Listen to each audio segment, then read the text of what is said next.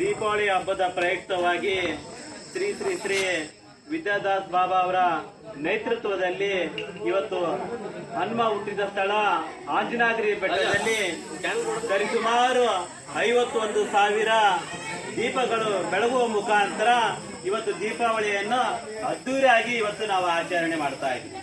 ಶ್ರೀರಾಮನ ಪರಮ ಭಕ್ತ ಶ್ರೀ ಆಂಜನೇಯ ಅವರ ಪುಣ್ಯಭೂಮಿಯಲ್ಲಿ ಇವತ್ತು ಇಡೀ ವಿಶ್ವಕ್ಕೆ ಒಂದು ಸಂದೇಶವನ್ನು ಕಳಿಸುವ ಮುಖಾಂತರ ಇವತ್ತು ಶ್ರೀರಾಮ ಅಯೋಧ್ಯೆಗೆ ಬಂದಂತ ಸಂದರ್ಭದಲ್ಲಿ ಇವತ್ತು ದೀಪಾವಳಿಯನ್ನ ಅದ್ದೂರಿಯಾಗಿ ಅಲ್ಲಿ ಅಯೋಧ್ಯೆಯಲ್ಲಿ ಲಕ್ಷಾಂತರ ದೀಪಗಳನ್ನ ಹಚ್ಚುವ ಮುಖಾಂತರ ಅಲ್ಲಿ ಯೋಗಿಯವರು ಅತ್ಯುತ್ತಮವಾಗಿ ಆಚರಣೆ ಮಾಡ್ತಾ ಇದ್ದಾರೆ.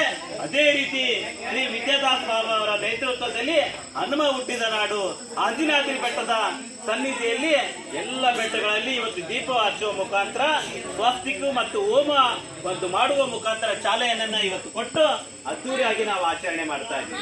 ಇವತ್ತು ಬೆಳಕಿನ ಹಬ್ಬ, ಇವತ್ತು ಕತ್ತಲೆಲ್ಲ ಹೋಗ್ಲಿ, ಇಡೀ ಗಂಗಾವತಿ ವಿಧಾನಸಭಾ ಕ್ಷೇತ್ರ ಮತ್ತು ಬಳ್ಳಾರಿಯ ವಿಧಾನಸಭಾ ಕ್ಷೇತ್ರ, ನನ್ನ ಕಂಪ್ಲಿಯ ವಿಧಾನಸಭಾ ಕ್ಷೇತ್ರ ಸಮಸ್ತ ನಾಗರಿಕರಿಗೆಲ್ಲರಿಗೂ ದೀಪಾವಳಿ ಹಬ್ಬದ ಶುಭಾಶಯಗಳನ್ನ ನನಗೆ ಈ ಸಂದರ್ಭದಲ್ಲಿ ನಾನು ಹೇಳಕ್ ಬಯಸ್ತಾ ಇದ್ದೀನಿ.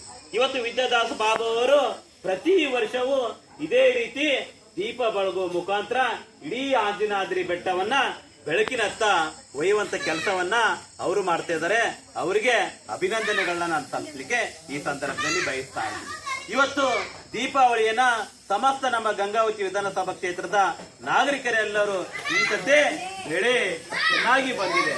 ಈ ನಿಟ್ಟಿನಲ್ಲಿ ಅವರಿಗೆ ಬೆಂಬಲ ಬಲಿ ಸಹ ಚೆನ್ನಾಗಿ ಸಿಗ್ಲಿ, ಈ ಆಂಜನೇಯಲ್ಲಿ ವಿಶೇಷ ಒಂದು ಪೂಜೆ ಮಾಡೋ ಮುಖಾಂತರ ನಾನು ಸಹ ಹರಿಕೆಯನ್ನು ಹೊತ್ಕೊಂಡಿದ್ದೀನಿ.